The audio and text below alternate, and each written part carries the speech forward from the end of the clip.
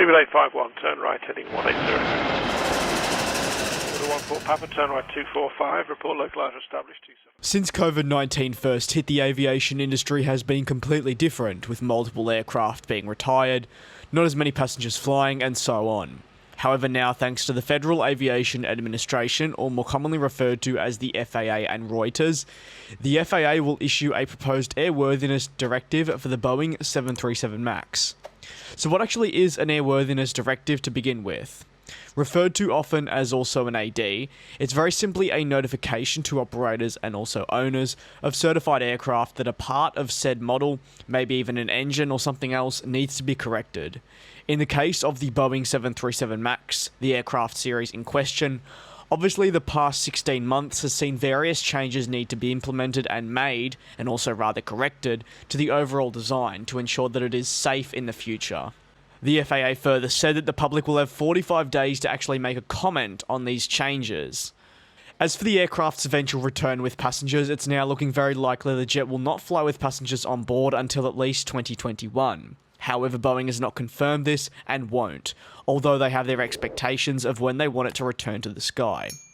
While, say, a possible 2021 re-entry into service with customers is a kick in the face, this was expected for many. It still, though, comes as a shock and would see the jet grounded with no passengers flying for a period of 2 years, before it is eventually ungrounded.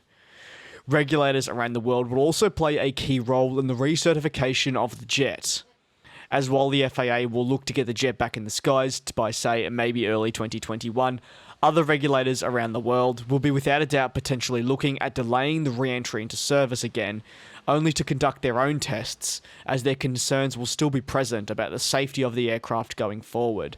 In my opinion, that is rightly so, given what's occurred in the past 2 years.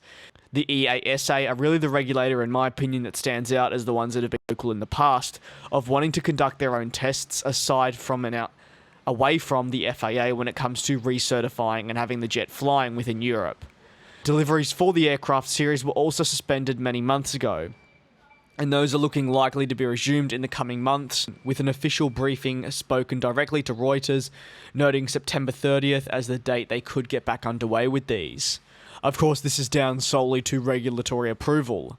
In addition, being currently reviewed by regulators from Canada, Europe, Brazil, and the FAA, are new pilot training protocols that have indeed been implemented.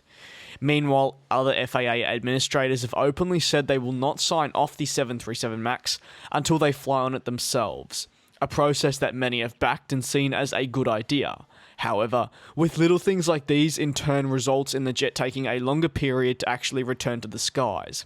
However, in my opinion, it's definitely for the better to ensure that the FAA are really and truly happy with the changes that have been made by Boeing and implemented across the board. Delays were always expected with the global pandemic currently going on, but if you have any thoughts on the current update and current outlook, do not hesitate to let me know, and as always, thanks very much for the continued support.